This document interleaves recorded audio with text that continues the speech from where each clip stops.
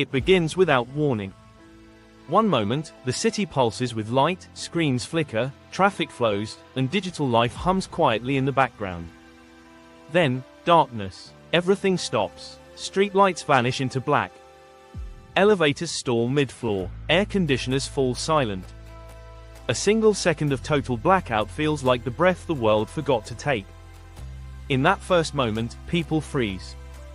The sudden absence of noise is louder than anything else. No hum from neon signs. No rumble of trains underground. Just silence, broken only by confused voices and distant car alarms. Across the skyline, towers that once blinked like beacons become empty silhouettes. Inside homes and offices, people instinctively reach for their phones. But the signal is gone. No service, no updates, no lifeline. 30 seconds in, panic hasn't yet begun, but confusion spreads. Is it a local outage? A blown transformer? Just a short blip? But then the realization sinks deeper. The blackout isn't isolated. It's everywhere. Across neighborhoods, across cities, maybe even across countries. This isn't just a power cut. This is a total power grid failure. And with it, the illusion of control disappears.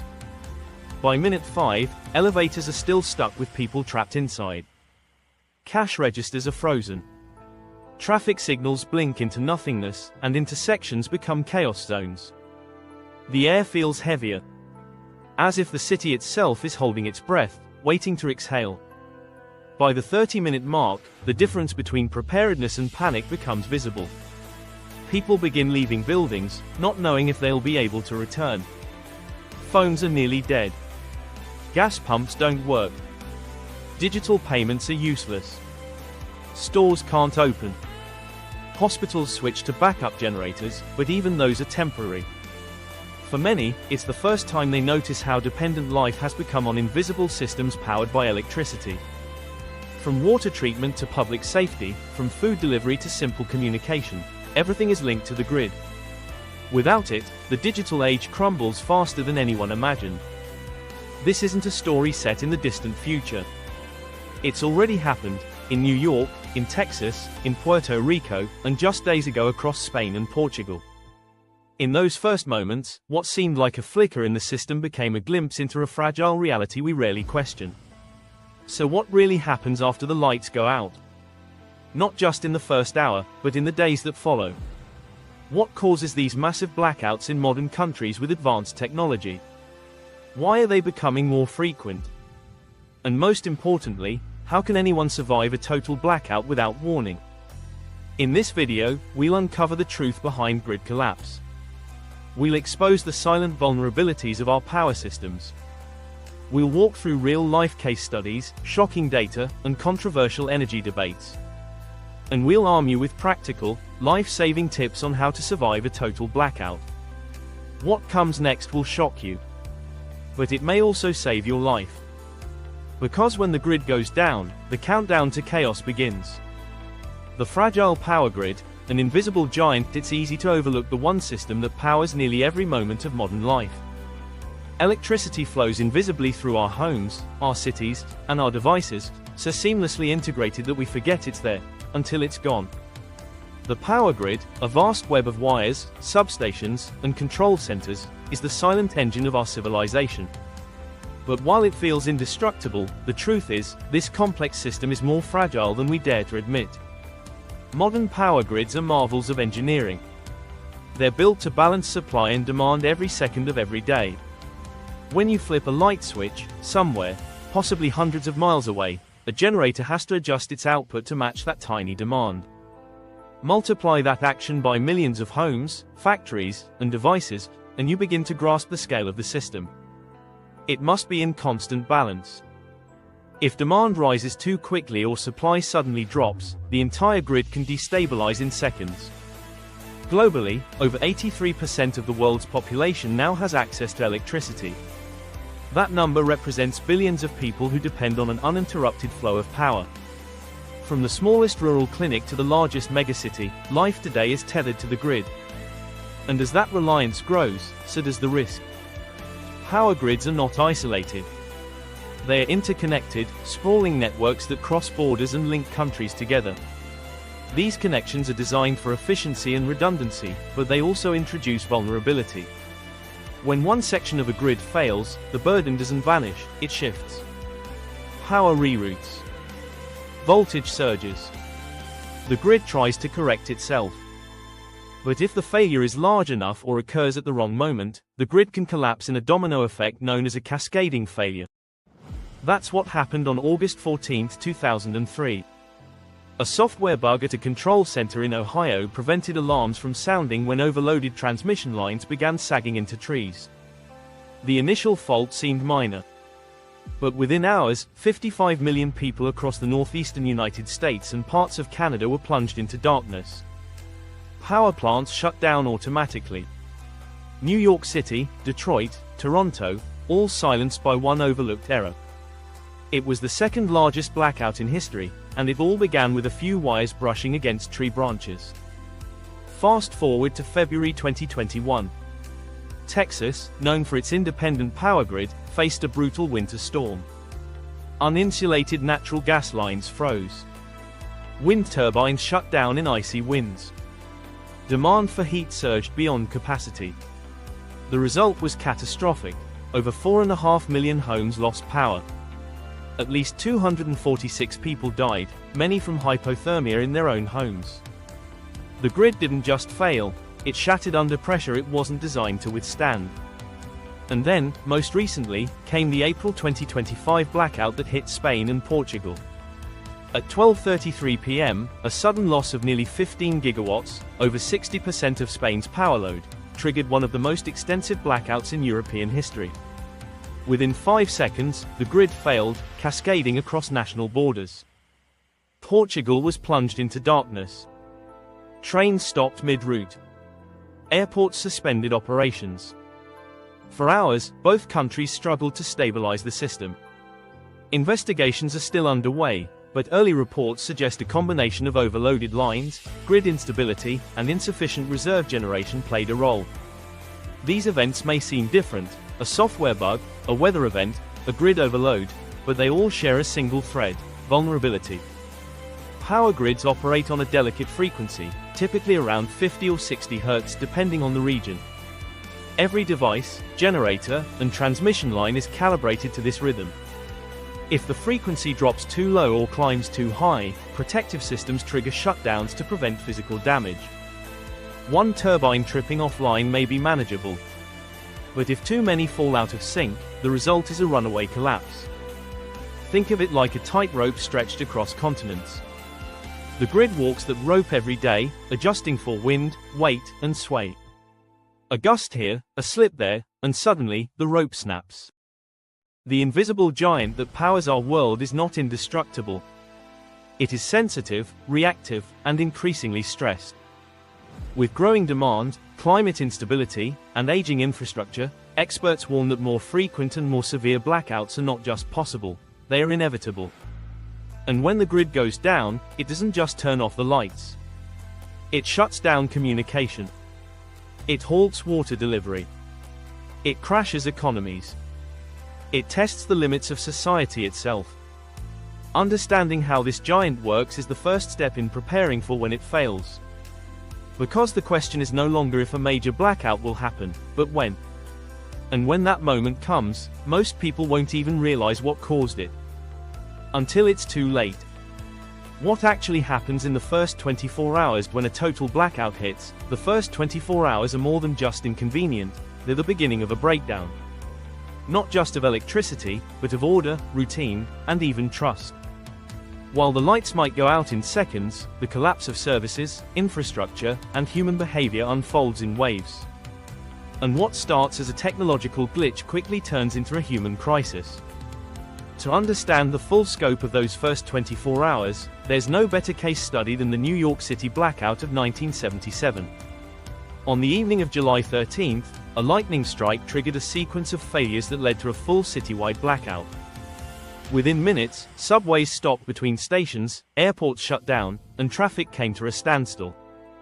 But what followed wasn't calm.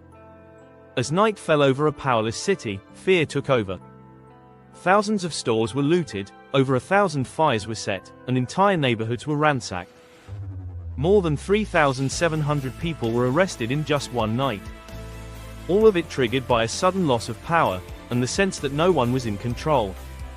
That moment in history taught us something deeper than just the need for a better power grid. It showed how quickly the thin layer of order that holds cities together can disappear when the systems we depend on stop working. And in today's world, we are even more dependent. Within just a few hours of a blackout, the cracks begin to show.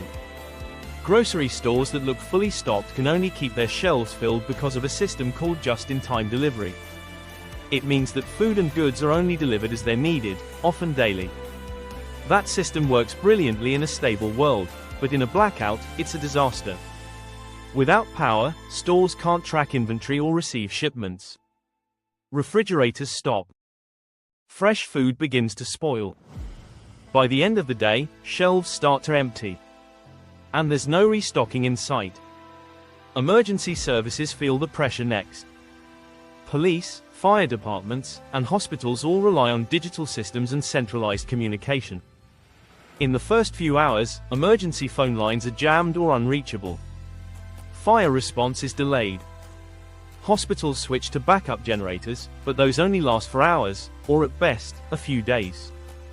In the 2003 Northeast blackout, over 1,400 emergency calls were delayed in the first day alone. Patients in intensive care units were manually ventilated. Elevators were stuck mid-floor in hospitals across the region. When power is gone, even life-saving systems begin to fail. One of the least understood but most devastating effects of a blackout is the failure of water treatment. Most water systems are electrically pumped. After just 3 hours without power, 75% of American cities begin losing water pressure. No pressure means no clean water. Toilets stop flushing. Taps run dry or drip brown. Without treatment, contamination risks rise fast. Bacteria build up, sewage backup, and lack of drinking water become serious threats, often within the first day. As people scramble to make sense of the blackout, they quickly learn that almost every form of transaction and communication depends on electricity. ATMs stop working. Gas stations can't pump fuel. Mobile towers begin to shut down as their limited battery reserves drain. And without the internet or functioning mobile networks, digital payment systems like credit cards and mobile wallets are completely useless. In a society that has largely moved away from cash, this becomes a terrifying realization. Within just hours, cities begin to revert. Businesses close. People rush to fill their cars with gas or buy bottled water, only to find pumps and cash registers are dead. Crowds gather at gas stations, unsure if they can get what they need. Tempers flare. Law enforcement is stretched thin. With digital surveillance offline, some people see the blackout as an opportunity to act without consequence. And here's where the psychological unraveling begins. Studies of past blackouts show a predictable pattern. At first, confusion. Then, fear. As communication dies, misinformation spreads. Rumors of attacks, sabotage, or government collapse begin circulating, especially in densely populated areas. People hoard supplies. Some check in on neighbors. Others barricade themselves inside. The emotional response isn't just anxiety, it's existential dread. Because when the lights go out and stay out, people stop asking, when will it come back? And start asking, what happens if it doesn't? During the 2021 Texas blackout, residents who were unprepared faced not only freezing temperatures but also the collapse of community infrastructure. Pipes burst in thousands of homes. Food ran out. In some areas, neighbors lit fires in their backyards just to stay warm. In hospitals, doctors used the lights from their phones to finish procedures.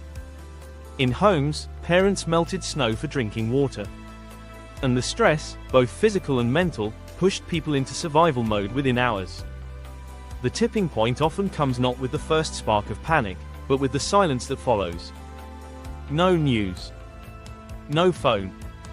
No sense of when, or if, help is coming. Human behavior begins to shift. Trust erodes.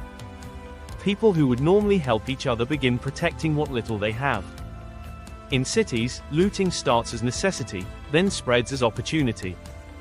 That's the hidden truth of a blackout. It isn't just about power loss, it's about powerlessness. Without electricity, the modern world loses more than function. It loses identity, structure, predictability. And in the first 24 hours, the seeds of collapse are quietly planted. This is why experts emphasize those first hours. Not just to understand what will happen, but to act before it does. Because by the time the chaos is visible, it's already too late to prepare. The first 24 hours are not a test of how long we can live without electricity. They're a measure of how quickly life changes when it disappears. The 72-hour rule, when civilization begins to fracture 72 hours. That's the number that survival experts and emergency planners repeat with quiet certainty. It's not just a measure of time. It's a line. A point where structure starts to crumble, and the mask of modern life begins to slip. When the lights go out and don't return after 3 days, society enters a new phase, one marked not just by inconvenience, but by instability, fear, and something more dangerous than darkness, the breakdown of trust. In survival science, there's something called the rule of threes. You can survive 3 minutes without air, 3 hours without shelter in extreme conditions, 3 days without water, and 3 weeks without food. And while the numbers are estimates, the 3-day mark for water is more than a guideline. It's the point where the human body, without hydration, begins to spiral into failure. Organs shut down. Mental clarity fades. Even movement becomes difficult. But what this rule doesn't fully capture is how, after 72 hours without infrastructure, water, power, communication, and law, civilization itself begins to show signs of collapse. During the first day of a blackout, confusion dominates. The second day brings discomfort. But by the third, that discomfort evolves into desperation. People begin to see the reality they had denied. This isn't temporary. This isn't getting fixed tomorrow. It's that shift in mindset that marks the beginning of the real crisis. When the public starts to lose confidence that the system will recover, the social fabric starts to tear. Trust in government, law enforcement, and even neighbors becomes fragile. People who might normally collaborate begin to isolate. Communities that once functioned as networks become fragmented. Shared resources turn into points of tension. And this isn't theory. It's documented in one of the most tragic and revealing examples in recent history, Puerto Rico after Hurricane Maria. When Maria struck in September 2017, the storm itself was devastating. But the true catastrophe came in the days and weeks that followed. The entire island lost power. Hospitals ran on diesel generators that frequently failed or ran dry. Refrigerated medications spoiled. Dialysis machines shut down. Without electricity, communication between cities collapsed. Roads were impassable, and emergency aid was slow to arrive.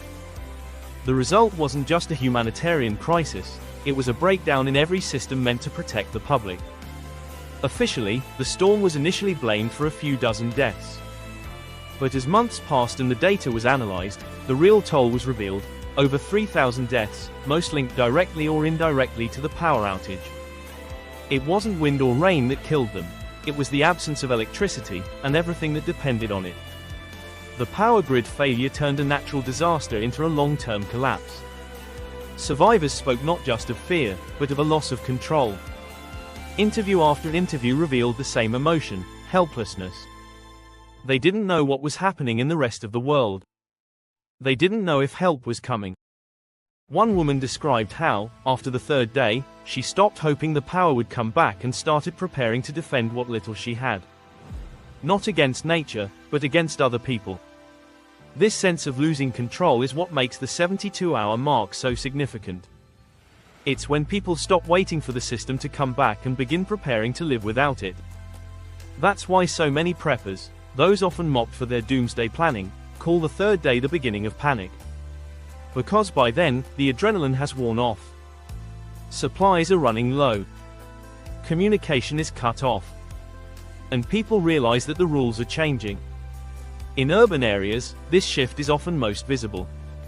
In past blackouts and disasters, looting typically begins around the third day. Not because people are inherently criminal, but because they're desperate. When food runs out, when water is no longer safe to drink, when children are crying from thirst or fear, people do what they feel they must. And without the presence of law enforcement or functioning surveillance systems, the threshold for crossing moral lines lowers.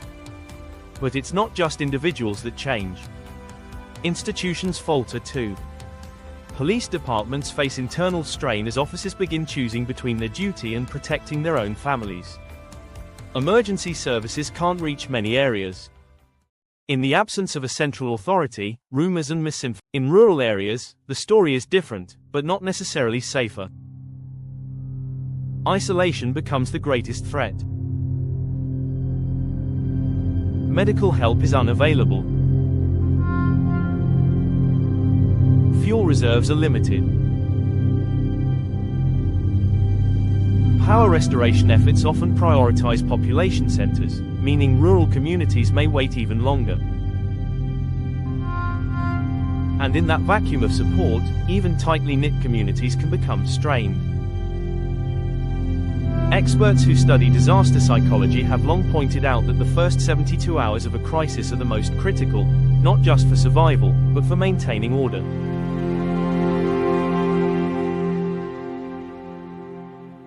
After that window closes, it's not just about staying alive. It becomes about staying sane. Without information, without reassurance, people become reactive. Some turn inward, barricading homes. Others become aggressive, seeking control through force or intimidation. The 72-hour rule has become a benchmark for emergency preparedness for a reason. Most governments and aid organizations build their disaster response strategies around the idea that people can survive and remain orderly for 3 days without help.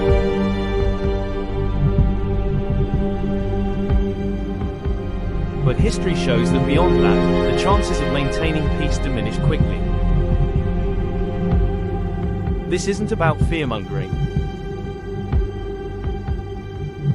It's about understanding the limits of the systems we trust. When power goes out, so does the illusion of permanence. We think we live in a stable society, supported by reliable infrastructure. But that stability is fragile. And in the absence of electricity for more than 3 days, the cracks in that illusion widen. By the time day 4 arrives, the world feels different. Not because it's changed dramatically, but because the people living in it have. Trust fades. Scarcity sets in. And the rules we live by start to shift. The 72-hour mark is when civilization holds its breath. What happens next depends not on technology, but on how prepared we are to face a world where the systems we rely on are gone. Energy transition risks, the renewable blackout debate. In the race to fight climate change, renewable energy has become the golden child of global policy. Solar panels now dot rooftops from Los Angeles to Lisbon, while wind turbines spin across coastlines and hills in every continent. Clean energy is no longer the future, it is the present. But buried beneath the celebration is a growing controversy, one that few outside the energy sector fully understand.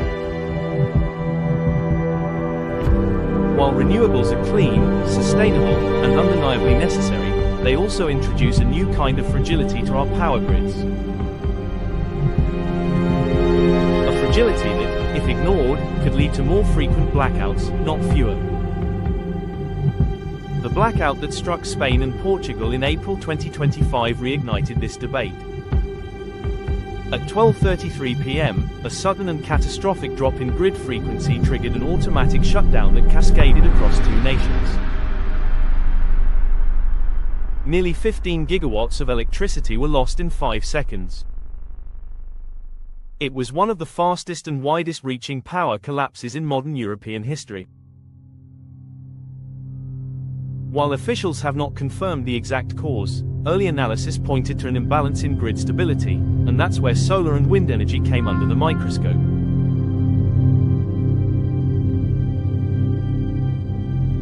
The rumor that circulated almost immediately was that the high penetration of solar power across southern Spain had played a role.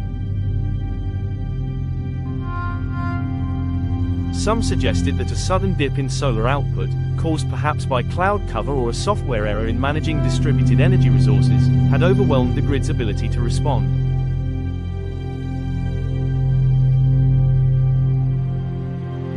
Others pushed back, arguing that the failure was due to transmission issues or load mismanagement. But the core issue wasn't about weather. It was about inertia. In electricity grids, inertia refers to the kinetic energy stored in large spinning generators, like those found in coal, gas, or nuclear power plants. These machines help stabilize the grid by naturally resisting changes in frequency. When demand spikes or supply dips, this rotational energy acts as a buffer, giving the system precious seconds to adjust. Fossil fuel-based generators provide this inertia by design. But solar panels and wind turbines do not. They generate power through inverters, without spinning mass, meaning they contribute little to no inertia. That makes grids more vulnerable to sudden disturbances unless new technologies or management strategies are in place. This challenge is not theoretical. The European Network of Transmission System Operators, known as ENTSO-E, has released multiple reports warning about the risks associated with increasing levels of inverter-based generation.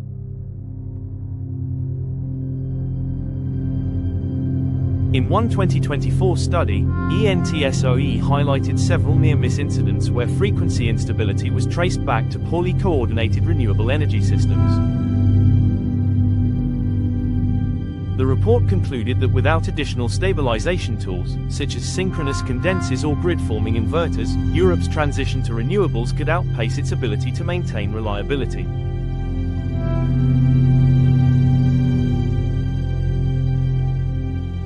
It's a sobering realization for many.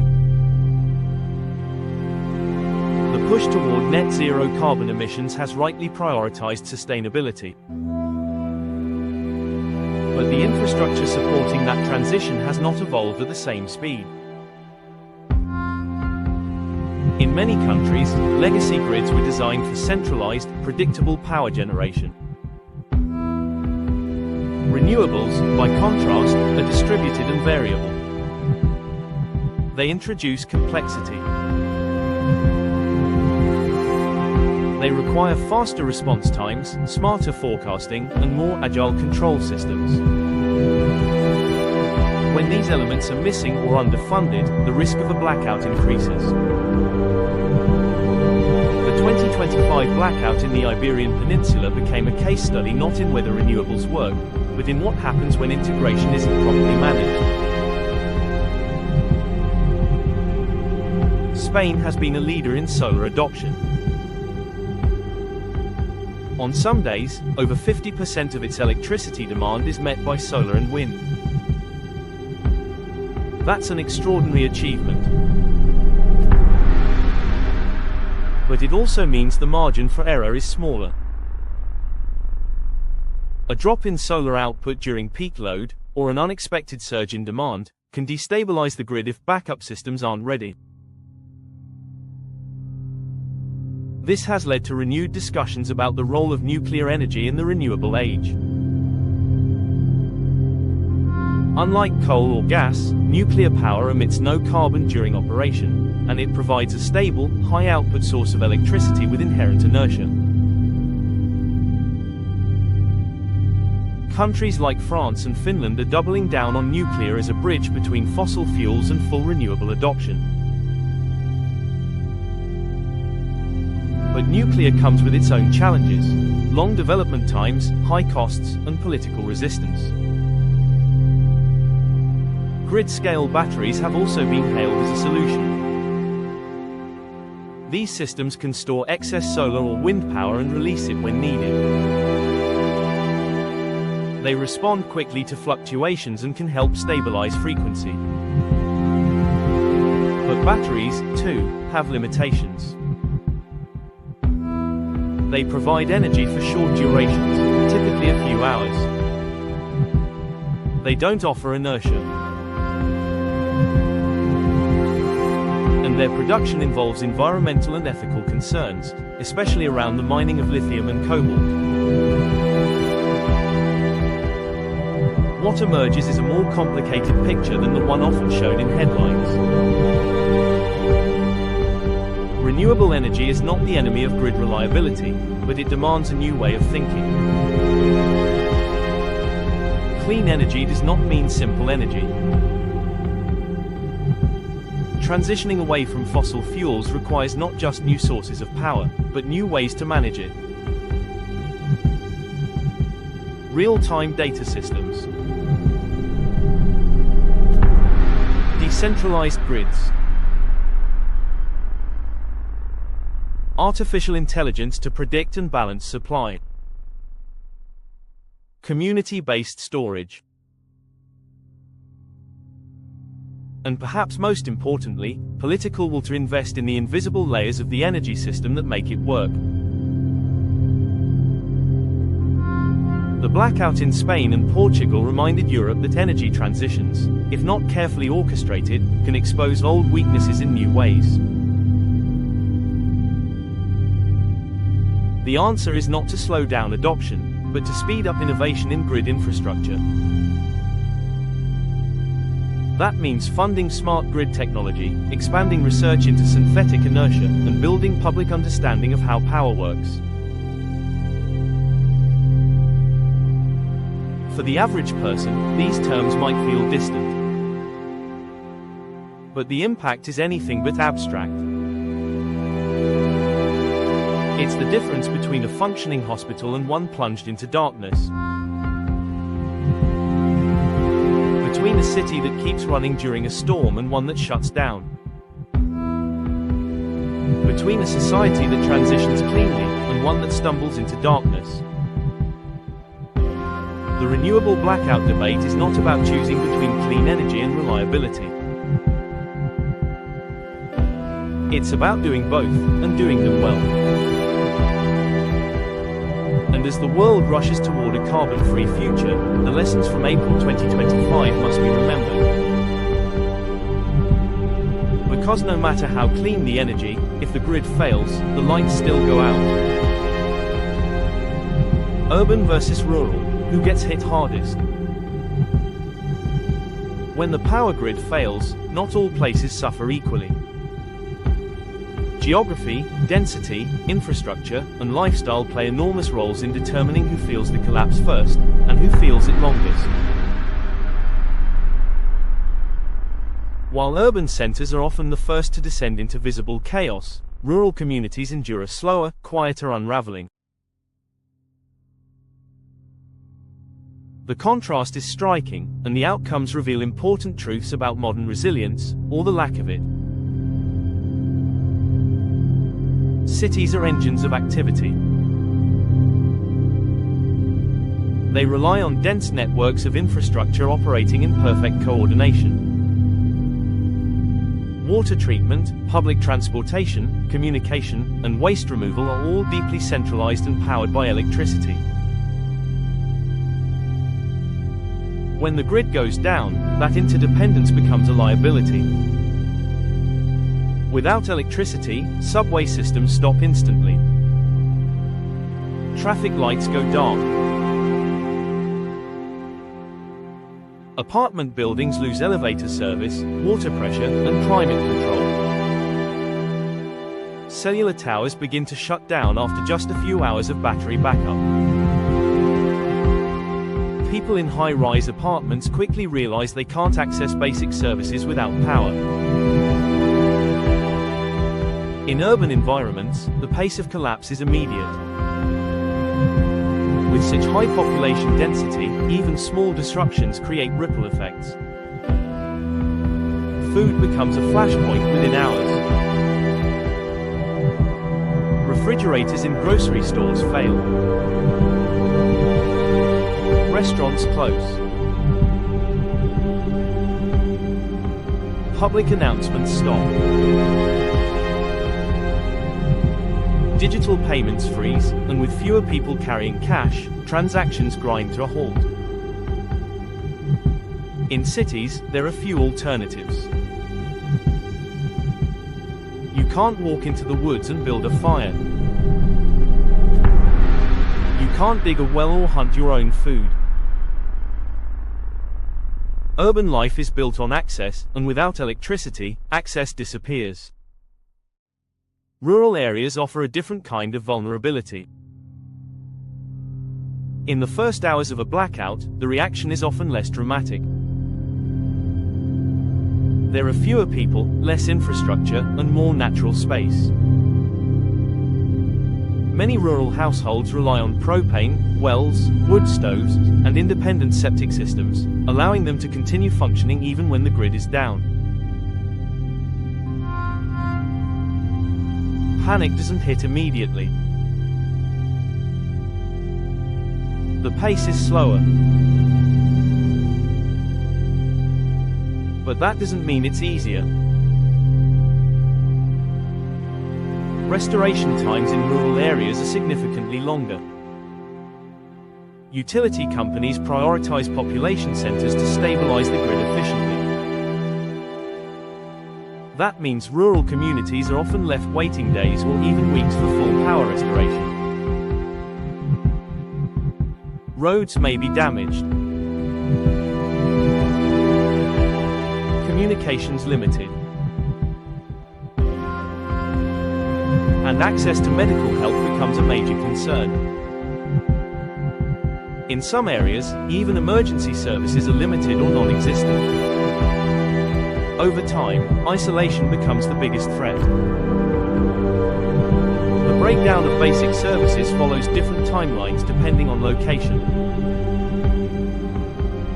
In a city, communication may falter within 6 hours. Food becomes scarce in under 24. Water and heat issues begin within 36. And by the end of the second day, social tension often reaches a boiling point. According to the U.S. Department of Energy, urban areas face a 12-fold increase in looting risk after 48 hours of power loss. That number isn't just a statistic, it's a window into how quickly trust erodes when order disappears. In rural areas, those breakdowns happen more gradually. Water may still be available from wells. Food stocks are often stored in bulk. But heating during winter becomes a critical issue, especially for homes that rely on electric furnaces. Generators, while helpful, are not a long-term solution. Fuel runs out. Maintenance becomes difficult. Communication towers are spaced farther apart and may not be maintained during large-scale outages. The danger is less visible, but no less real. The difference between urban and rural response becomes even clearer when comparing real events. In the 2003 blackout that hit Detroit and much of the northeastern United States, the city was plunged into darkness almost instantly. Traffic jams paralyzed highways. Grocery stores emptied by nightfall. Some neighborhoods experienced looting and vandalism. Hospitals struggled to stay open. Police and emergency crews were overwhelmed, with calls flooding in faster than they could respond. Meanwhile, in rural Alaska, smaller communities have experienced frequent blackouts due to extreme weather and remote locations. The pace is slower, but the impact lingers.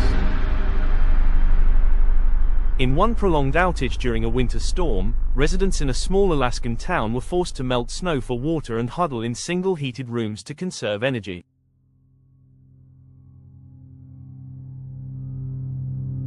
There was little panic, but immense strain. Help arrived late, and in some cases, never at all. The people endured, but they did so alone. This contrast isn't about which environment is better.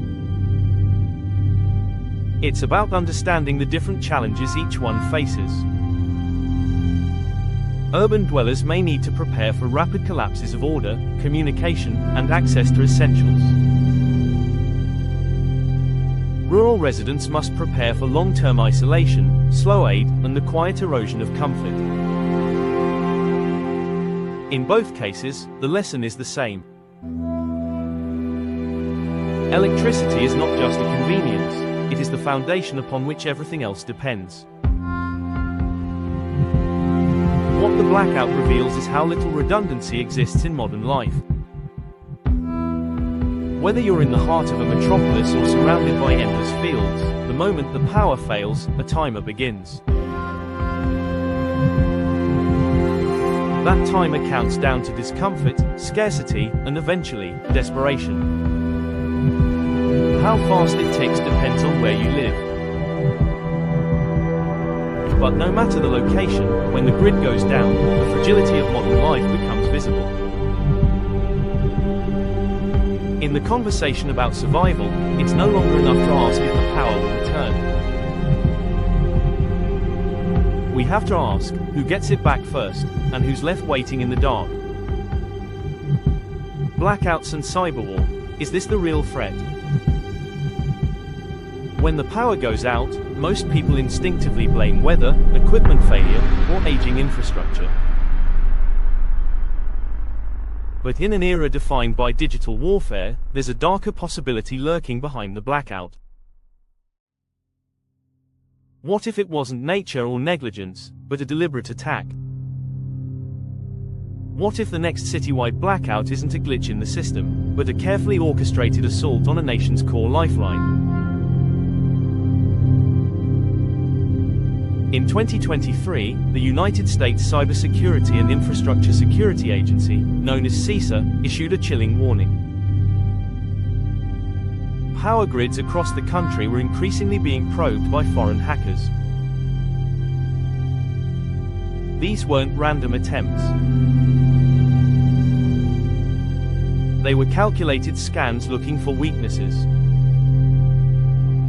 And what they found was deeply concerning. Power grids are built on systems that were never meant to be connected to the internet. Many of the tools still in use today were designed decades ago, long before cyberattacks were even imaginable. But as utilities have upgraded, many of these systems were brought online, connected to remote networks for monitoring, diagnostics, and efficiency.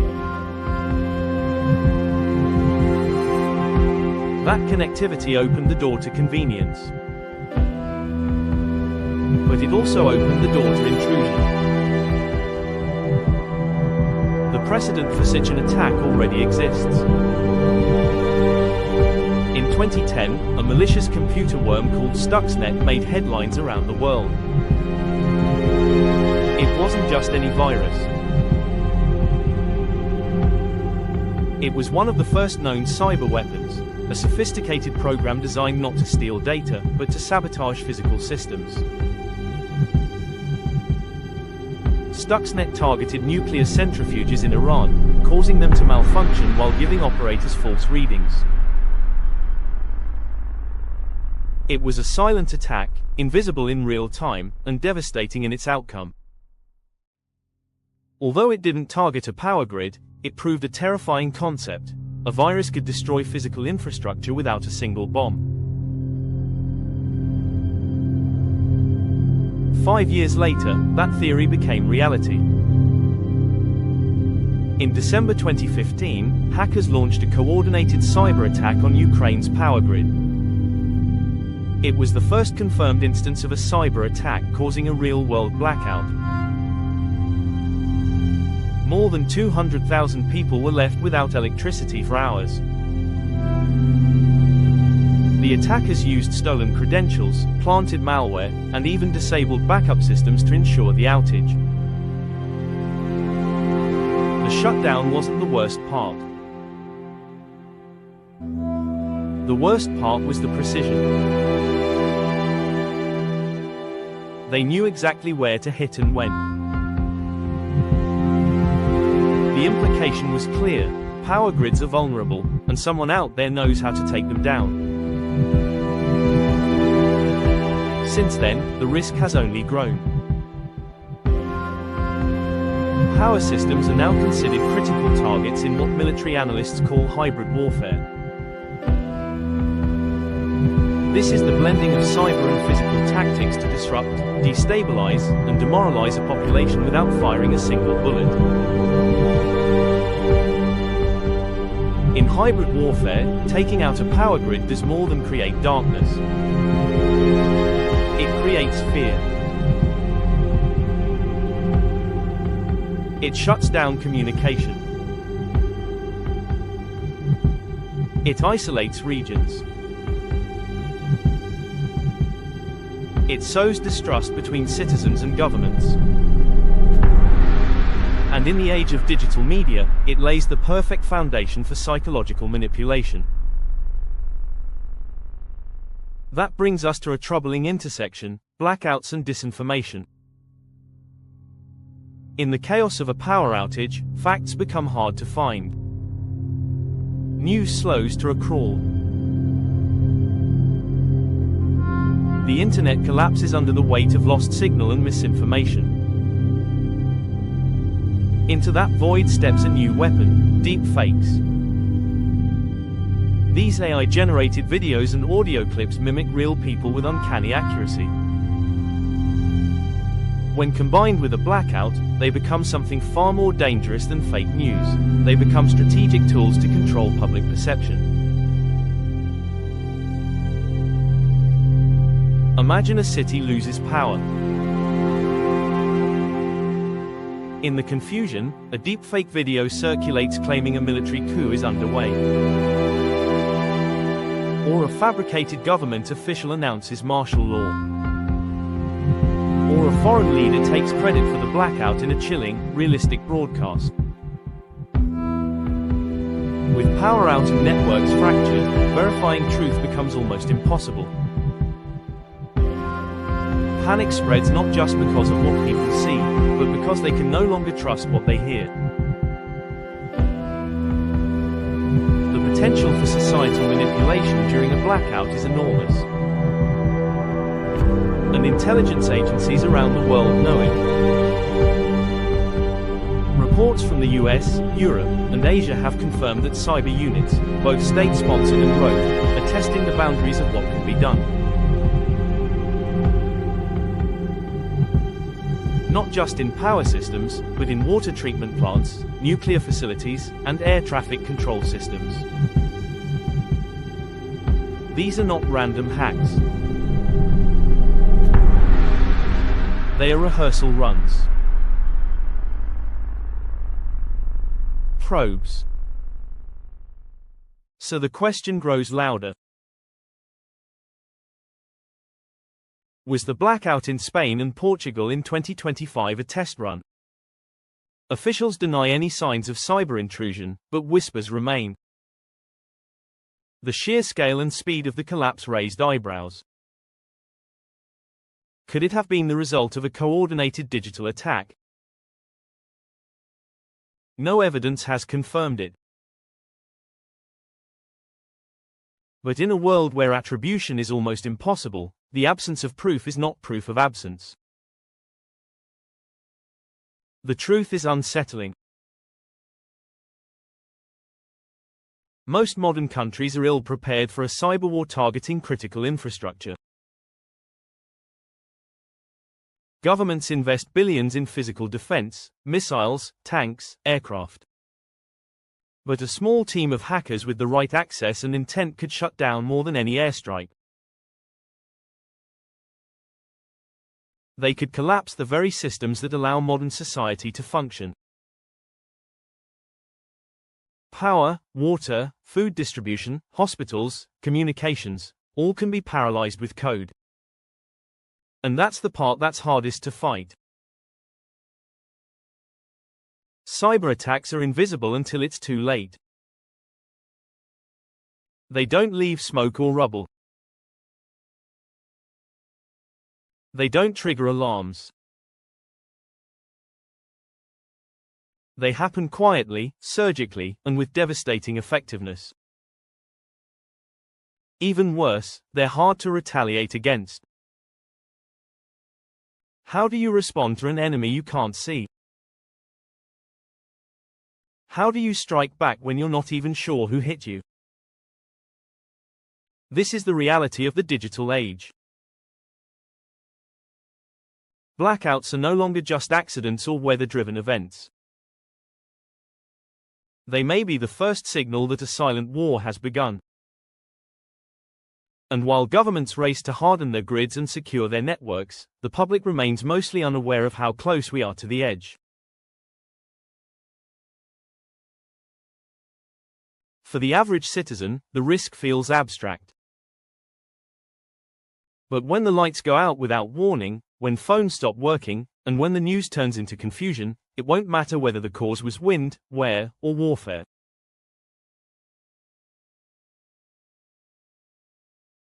The result is the same.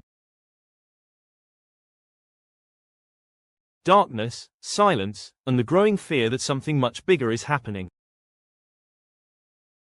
Blackouts have always revealed our vulnerabilities. But in the age of cyberwar, they may also reveal something more dangerous, a future where reality itself is weaponized. And the question we must ask is not just whether we can survive the next blackout, but whether we'll even know who to blame when it happens.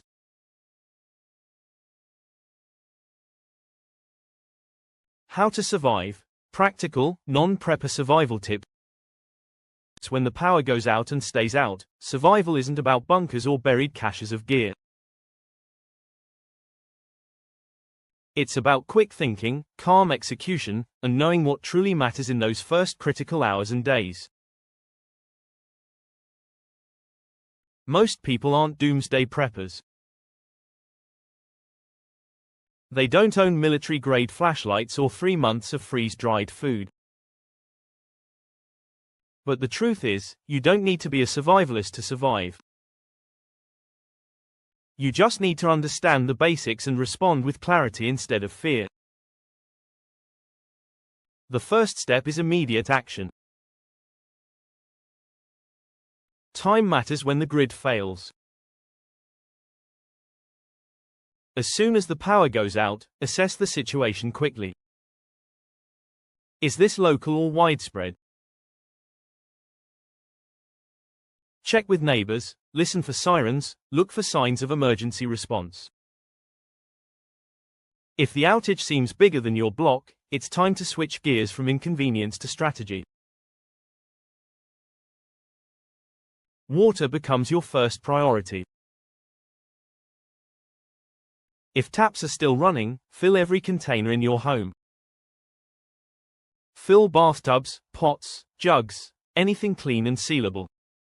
Municipal water systems often fail within hours of a blackout, especially if pumping stations lose pressure. Having a few days' worth of water per person could be the difference between comfort and crisis. Food comes next. Resist the urge to cook everything immediately.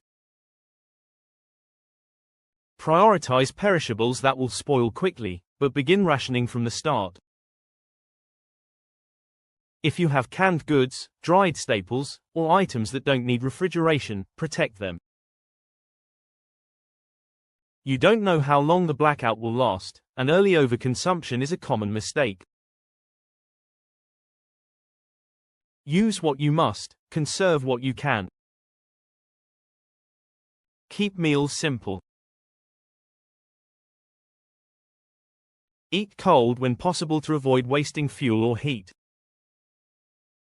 Communication is your lifeline. Most people rely on smartphones, but those become useless once the battery dies and towers stop broadcasting. This is why owning a hand crank or solar-powered emergency radio is crucial. These radios often come with weather alerts, AM, FM bands, and some even charge small devices. They may seem old-fashioned, but when digital networks vanish, analog information becomes gold. In long blackouts, news spreads slowly and often inaccurately. Having a reliable radio connection helps separate fact from rumor and gives you a better idea of what's happening beyond your immediate view.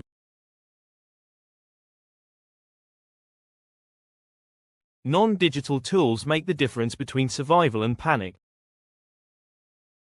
Candles offer stable, long-lasting light without draining batteries.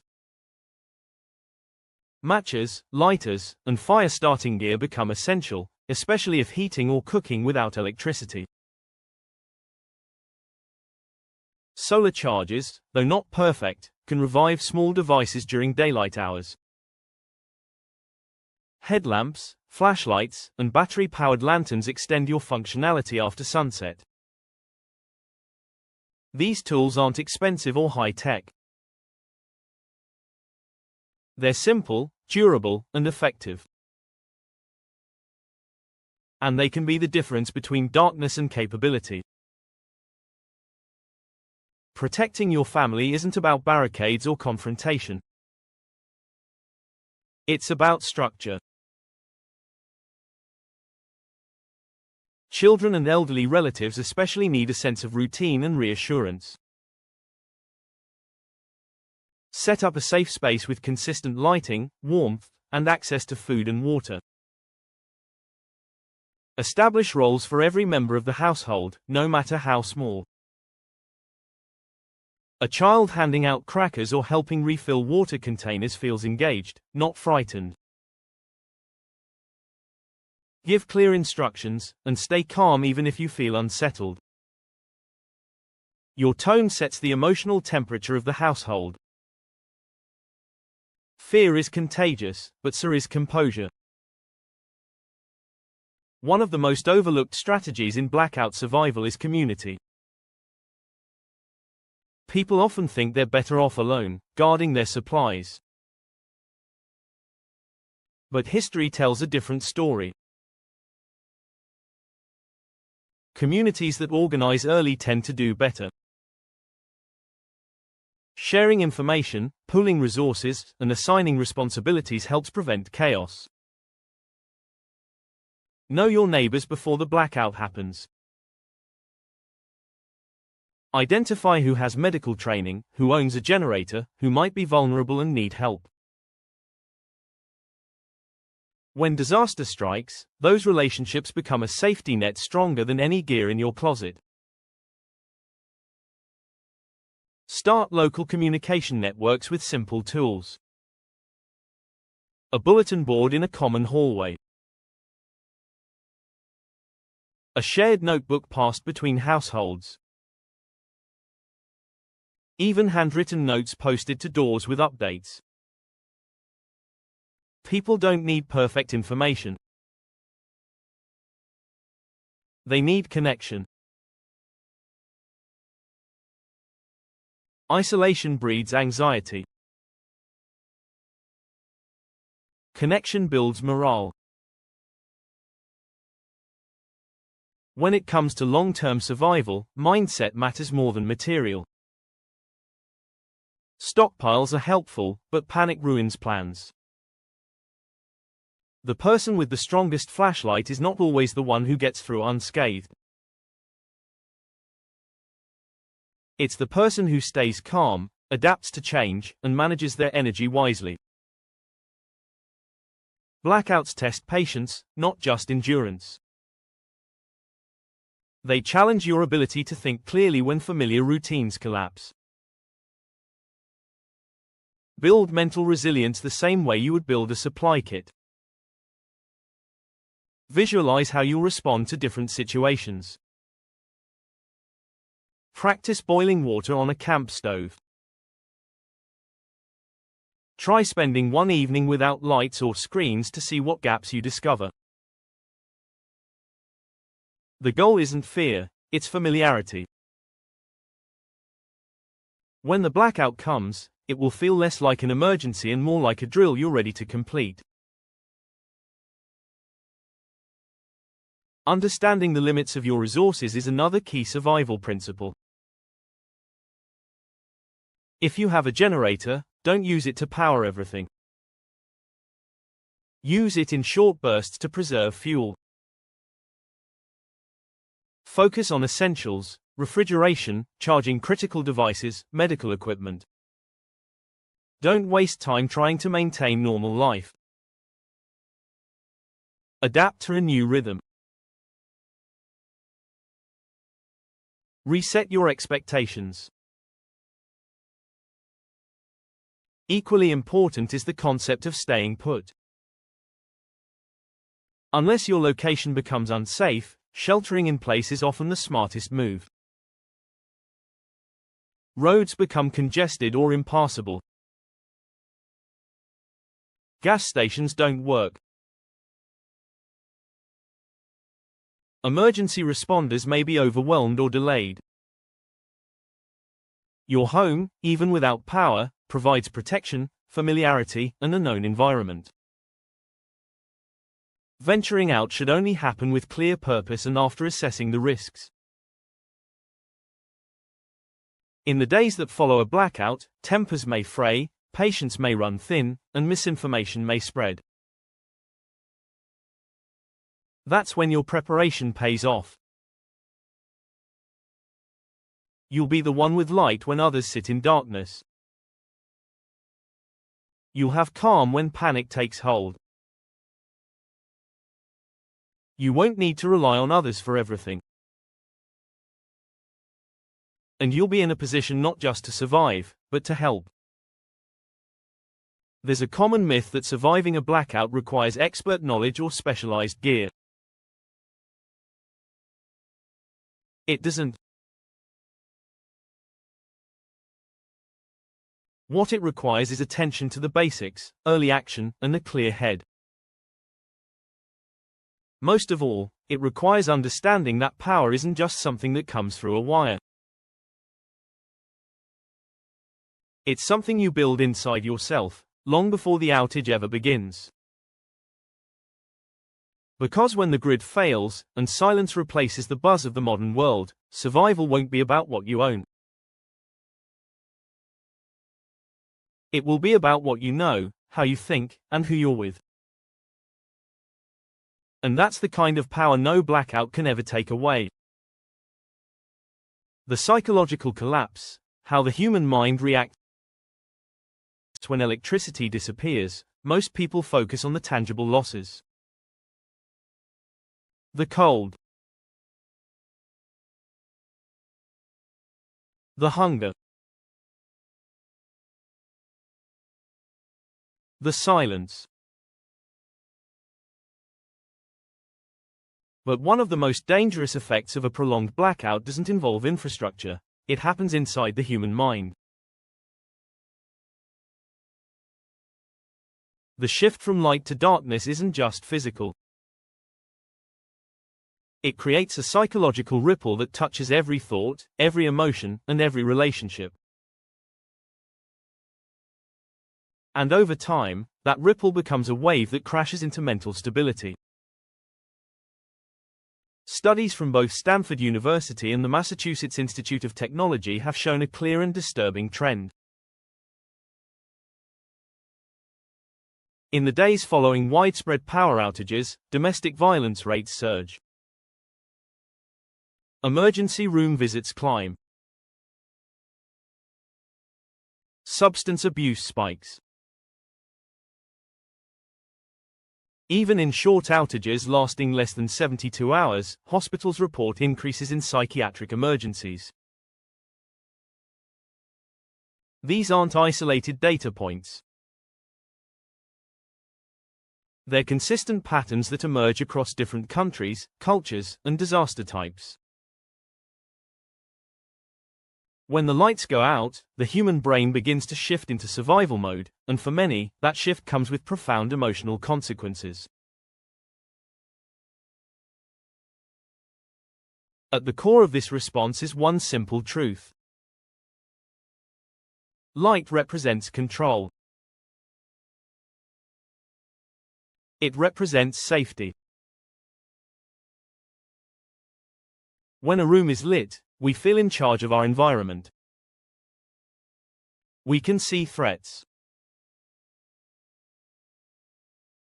We can act. We can plan. But in total darkness, the brain reverts to an older, more primitive state. Vision becomes impaired. Movement feels risky. Every sound is amplified, every silence loaded with tension. The brain starts to anticipate danger even when none is present. And that anticipation fuels anxiety, restlessness, and sometimes aggression. For children, this experience is magnified. Young minds rely on routine and environmental cues to feel safe. When power disappears, those cues vanish. Nighttime becomes frightening. The familiar sounds of a home, hum from the fridge, light from screens, the soft click of a thermostat, are gone.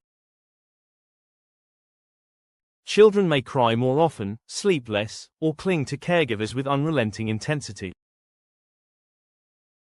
Even if basic needs are being met, the lack of predictability makes them feel as if their world is no longer safe. Elderly individuals are similarly affected, but for different reasons. Many rely on medical devices that require electricity. Others live alone and may not fully understand what is happening or how to respond. Vision problems are exacerbated in low light. Hearing aids can't be charged. Communication becomes limited. Isolation sets in fast. For those already dealing with cognitive decline or memory issues, the blackout may be perceived as abandonment or threat. Confusion leads to fear. And fear often results in withdrawal or irrational behavior. The mentally ill face perhaps the steepest psychological cliff. For individuals dealing with anxiety disorders, depression, or schizophrenia, structure is everything. Medication schedules, therapy appointments, daily routines, all rely on a functioning society.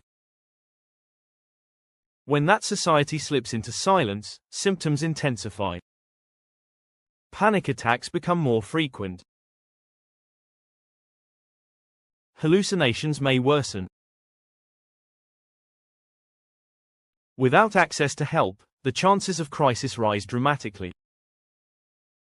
And in the chaos of a large-scale blackout, mental health care often becomes one of the first systems to vanish. There's also the issue of sleep. Humans are diurnal by nature, wired to operate in daylight and rest in darkness. But modern life has overridden that rhythm with artificial light, night shifts, and constant stimulation. When electricity fails, we are suddenly forced back into a natural cycle our bodies barely remember. But instead of smoothly transitioning, many people struggle. The lack of light in the evening, combined with high stress and unusual noise patterns, disrupts sleep onset. People lie awake, thinking, worrying, watching. And without the usual anchors of time, phone clocks, television programs, scheduled alarms, their internal clocks begin to drift. After just 2 or 3 nights of poor sleep, the effects compound. Short-term memory declines. Emotional regulation falters. Impulse control weakens. The brain begins to process stress less effectively. Irritability rises. Depression deepens. For those already struggling, this can lead to breakdowns or even suicidal thoughts. Sleep is more than rest, it is a psychological stabilizer. And during a blackout, that stabilizer often disappears. Survivors of long blackouts often describe similar emotional journeys. At first, curiosity and novelty. A break from screens. An excuse to light candles. But then comes discomfort. Boredom. Uncertainty. After that, something deeper sets in. In one interview following the Texas blackout of 2021, a father of 3 described the third day as the moment he felt the walls closing in. It wasn't the cold or the hunger, it was the sense that he could no longer protect his children. He wasn't sure what day it was. He didn't know when or if power would return. And every minute stretched into something heavier than time. Another survivor from the 2003 Northeast blackout recounted how neighbors started gathering on the second night, not for community, but to discuss defense. Rumors of looting and violence had begun to circulate. Whether they were true didn't matter. Perception had changed. One man brought out a shotgun and stood guard at the end of the street. No one had told him to do it. But in the darkness, fear began writing its own rules. The mental weight of a blackout increases with every hour it lasts. The longer people are left without answers, the more their minds fill in the blanks with fear. In the absence of news, gossip thrives. In the absence of authority, suspicion grows. And in the absence of light, shadows become monsters. This is the psychological collapse, silent, invisible, but just as real as any power failure. Understanding this human response is crucial. Preparing for it is just as important as storing food or charging devices. Because when the mind begins to fracture, all other systems, physical, social, practical, start to erode. A blackout doesn't just test the strength of our infrastructure. It tests the strength of our minds. And when that test comes, only those who know what to expect will have a chance to hold the line. What the next blackout will teach us. A blackout is never just about the lights going out. It's a real-time stress test of everything we take for granted: power, communication, order, safety, even sanity. As the world pushes forward with rapid urbanization, digital dependency, and energy transition, the threat of major blackouts becomes more than a passing concern. It becomes a window into how thin the line really is between civilization and collapse. When the power fails, everything is exposed. The systems we rely on begin to falter, not gradually, but in waves that move faster than anyone expects. And each time it happens, we're reminded that resilience isn't built into the grid, it's built into us. There's a quote often repeated in discussions about crisis, usually attributed to Lord Cameron of Dillington: civilization is only 9 meals away from anarchy. It sounds dramatic, but it carries a profound truth. That's 3 days without food. 3 days of empty shelves, quiet phones, and uncertain mornings. At that point, people stop functioning as consumers and start functioning as survivors. The rules change. Priorities shift. Trust evaporates.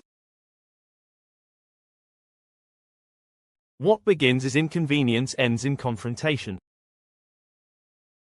And the distance between structure and chaos proves to be alarmingly short. We like to believe we're in control. That with the push of a button or a phone call, we can summon help, restore order, fix the problem. But in a total blackout, that illusion vanishes. There are no calls. No buttons. No backup. We find ourselves alone with the reality that technology, no matter how advanced, is still vulnerable. That the modern world isn't indestructible. And that our comfort has always depended on a fragile web of systems working perfectly, all the time. Yet even in that vulnerability, there is strength. Because while infrastructure may fail, the human capacity to adapt does not. Blackouts remind us of what we're capable of when the noise of modern life disappears. Of how quickly we learn, improvise, and support each other when systems fall away. That resilience isn't something you buy, it's something you build, one decision at a time. So the real question isn't if the next blackout is coming.